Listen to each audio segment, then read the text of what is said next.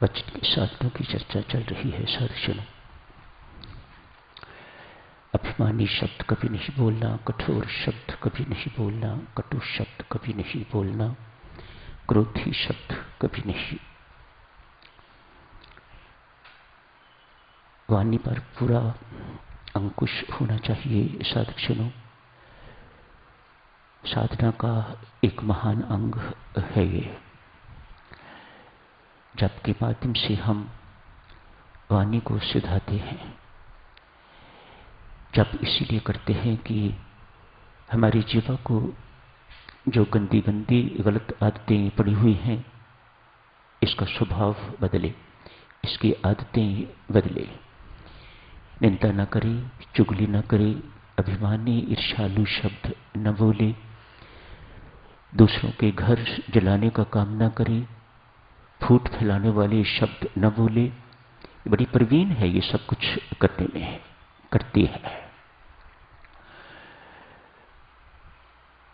दो दुकानदार हैं, एक की मिर्ची की दुकान है और बिल्कुल पड़ोस में दो एक दुकानें छोड़ के तो शहद बेचने वाले की दुकान है। शहद बेचने वाले की दुकान पर कोई इक्कड़ दुक्कड़ ग्राहक होंगे। एक मिर्ची वाली दुकान पर बड़ी भारी भीड़ लगी रहती है। ग्राहक घूम फिर के उसी की दुकान पर जाते हैं। शहद बेचने वाले की दुकान पर बहुत कोई जाता है। आज इस दुकानदार ने किसी ग्राहक से पूछा, भाई मेरी समझ में नहीं आता क्या कारण होगा, क्यों उसकी दुकान पर ग्राहक की ग्राहक भीड़ लगी रहती है, हालांकि वह मिर्ची बेचने वाला है। मैं तो मीठी चीज शहद बेचने वाला हूं, मेरे पास कोई इक्कड़ दुक्कड़ ग्राहक आता है। ग्राहक कहता है, लाला ऐसा लगता है मिर्ची बेचने वाला मिर्ची में शहद घोल के तो बेचता है। उसकी वाणी बड़ी मधुर है, उसकी वाणी बहुत मीठी है और उसी वाणी के प्रताप से, प्रभाव से उसकी मिर्ची की सेल इस प्रकार की है। लगता है तू शहद भी बेचता है पर मिर्ची डाल के बेचता है, इसलिए तेरी दुकान पर शहद खरीदने के लिए कोई ग्राहक नहीं आता। कितनी महत्वपूर्ण बातें हैं साधुजनों। अपनी वाणी पर पूरा संयम होना चाहिए। संत महात्मा यहां तक कहते हैं, वाणी से व्यक्ति के वास्तविक व्यक्तित्व की पहचान होती है। ऐसा होता होगा तो ही संतों महात्माओं ने इस प्रकार का कहा है। एक राजा, एक मंत्री और उनके साथ एक नौकर, तीनों के तीनों वन में गए हैं। राजा के पास भी घोड़ा है, तीनों के पास ही घोड़ा होगा। जंगल में पहुंच के राजा जंगल के मनोरम दृश्य देख के खुश हो गया है। बहुत अच्छा लगा उसे। कहने को जंगल पर बहुत सुंदर वाटिका जैसे सब कुछ बहुत सिस्टमेटिक जैसे बगीचे में होता है।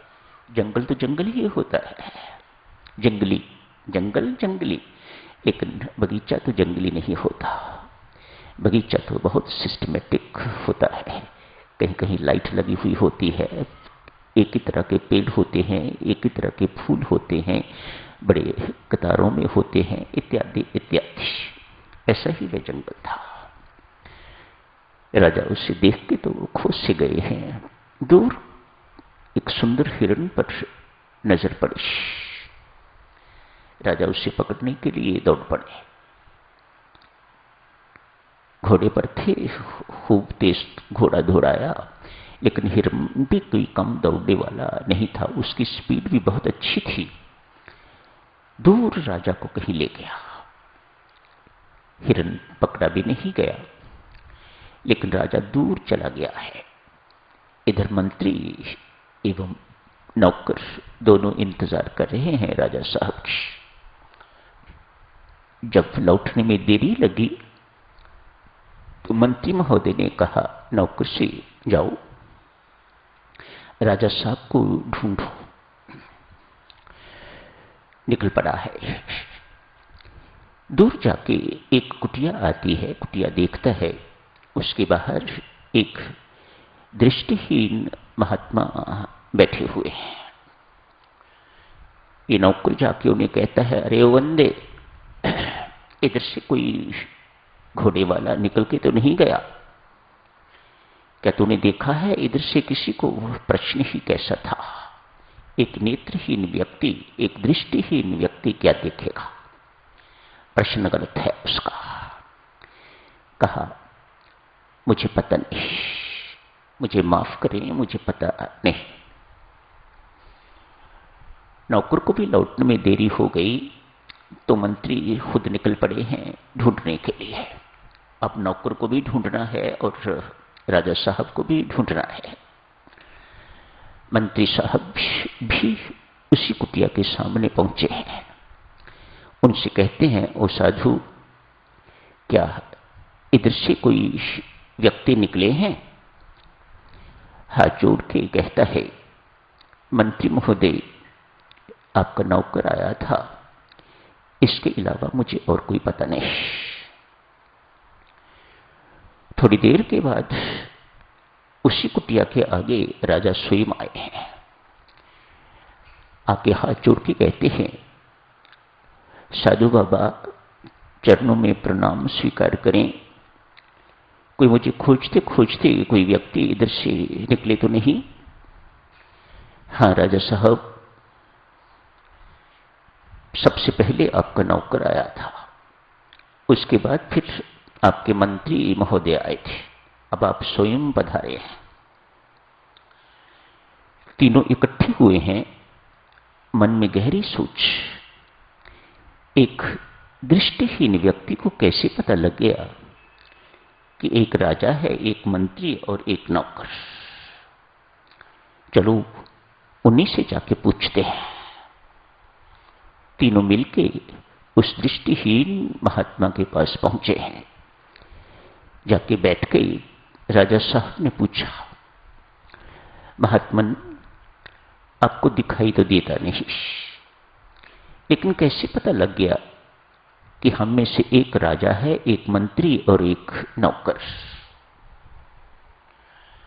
महात्मा कहते हैं, राजा साहब,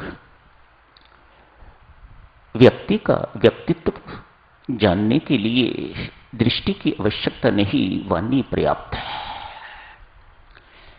नौकर ने आके कहा, अरे अंधे, मंत्री थोड़ा ज्यादा समझदार था, उसने कहा, ओ साधु, आपने कहा, साधु महाराज, बाबा प्रणाम।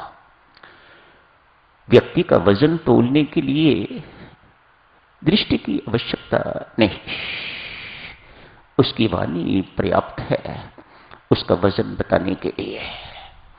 कितनी महत्वपूर्ण है हमारी वाणी साधुजनों। बिन आंखों, बिन दृष्टि के भी व्यक्ति का व्यक्तित्व पहचाना जाता है इसके माध्यम से। वाणी यूं भी कहिएगा कि हमारे आचरण, हमारे व्यवहार की प्रतीक।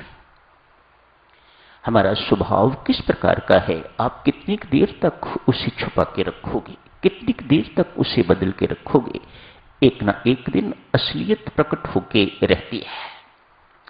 पता लग जाता है ये व्यक्ति क्रोधी है, ये व्यक्ति अभिमानी है, ये व्यक्ति ऊपर ऊपर से कुछ नम्र बन रहा है, वास्तव में नम्र है नहीं, इत्यादि इत्यादि। साधुजनों, ये वाणी, ये जिह्वा, इसको सिधाया ना जाए तो बड़ी क्लेश कष्टदायी हो सकती है। बड़ी पुरानी बात कहीं बचपन में सुनी थी। एक किसी को सिगरेट सुलगाने के लिए मैच बॉक्स की आवश्यकता थी, एक मैच स्टिक की आवश्यकता थी।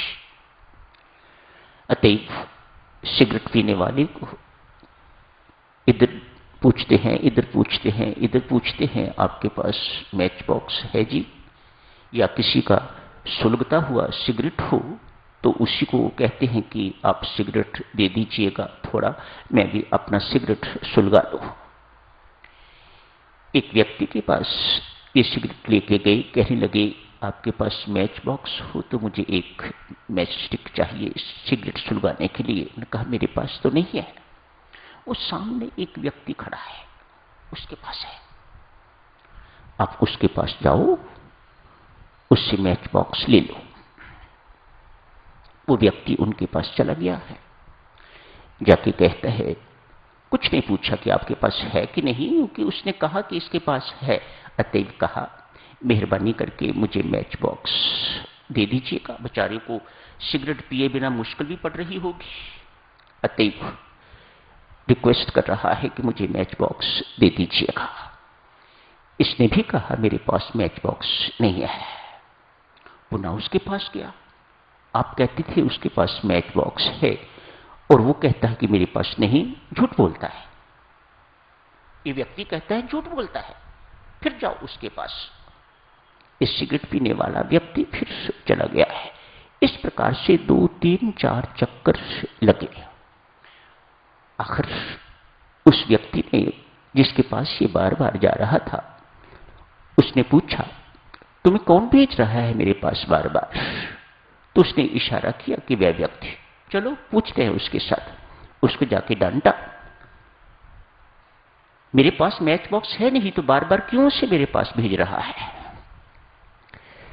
कहा माफ करना, मैंने तो आपके लिए सुना है कि आपके पास ऐसा मैच बॉक्स है जिसने अनेक घर जला के राख कर दिए और आप एक मैच स्टिक इसको सिगरेट सुलगाने के लिए नहीं दे सकते। किसकी ओर इशारा था? जिभा की ओर। आपके पास ऐसी मैच बॉक्स है जिसने अनेक घर जला के राख कर दिए, मानो फूट फैलाने वाली, दूसरों का घर, दूसरे को घर को आग लगाने वाली। इधर की बात कुछ, इधर की बात कुछ, ऐसे लोग होते हैं। मत कहिएगा कि आपने ऐसे लोग देखे नहीं हैं।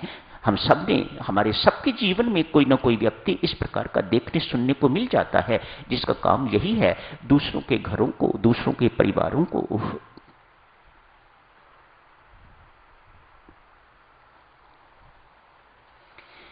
बच्चन के साधनों के साथ चलो चर्चा यही समाप्त करते हैं। आज थोड़ी इस वक्त ईर्ष्या पर चर्चा शुरू कर देते हैं, परसों जारी रखेंगे। ईर्ष्या क्या है? एक ऐसी जलन जो किसी दूसरे को ऊपर चढ़ता हुआ, आगे बढ़ता हुआ देखने के कारण व्यक्ति के अंदर पैदा होती है। जलन किस बात की जलन?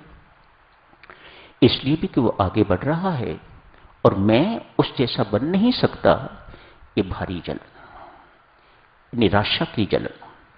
ईर्ष्या क्या है? फिर सुनो, याद रखना, ईर्ष्या क्या है? किसी को आप आगे बढ़ता, ऊपर चढ़ता हुआ देखते हैं, कोई आपसे सुपीरियर है किसी भी प्रकार से, आपसे वह देखा नहीं जाता। क्यों? आप उस जैसा बनने में असमर्थ हो, आप उस जैसा बन नहीं सकते।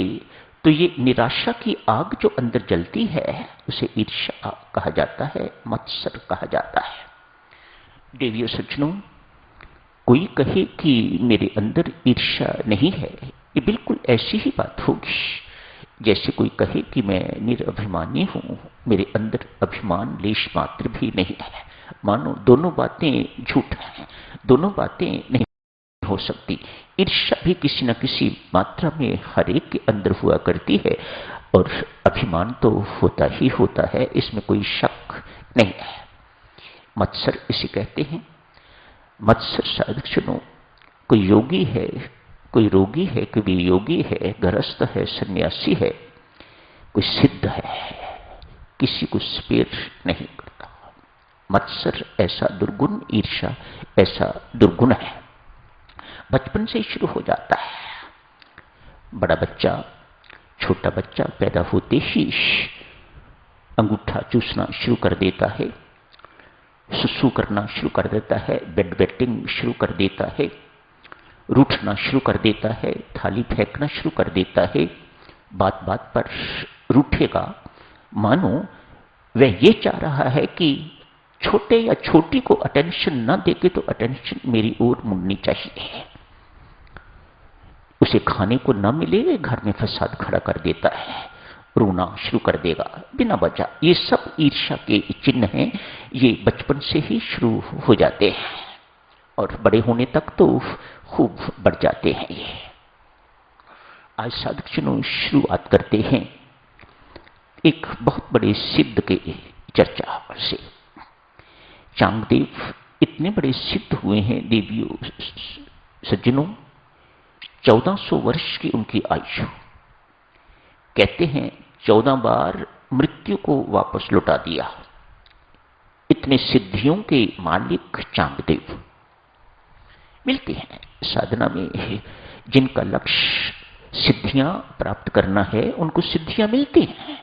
जिनका लक्ष्य प्रदर्शन है, जिनका लक्ष्य यशमान ख्याति इत्यादि है, ये सब चीजें साधन के बाद मिलती हैं, साधना के बाद मिलती हैं। इसमें कोई ऐसी अचंभे वाली बात नहीं है।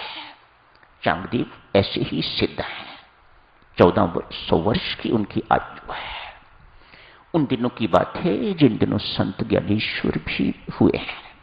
वे अभी 16 ही वर्ष के थे, छोटी आयु उनकी, लेकिन सुना कि बहुत बड़ा ज्ञानी है संत ज्ञानेश्वर। ऐसे ज्ञानी को अपनी सिद्धियों का बोध करवाना चाहिए। ऐसे ज्ञानी को पता होना चाहिए कि मैं एक हस्ती हूं। अतएव एक पत्र लिखने की कोशिश। पत्र लिखना चाह रहे हैं चांगदेव, सामने कागज रखा है, क्या लिखूं? ज्ञानी है अतएव चिरंजीव नहीं लिख सकता। छोटा है इसलिए आदरणीय वंदनीय भी नहीं लिख सकता। ये सब साधकजनों भीतर छिपे हुए महारोग अभिमान के चिन्ह हैं।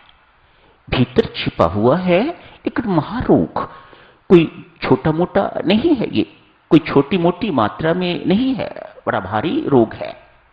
ज्ञानी है, मैं इसे चिरंजीव नहीं लिख सकता। मेरी आयु 1400 वर्ष की है,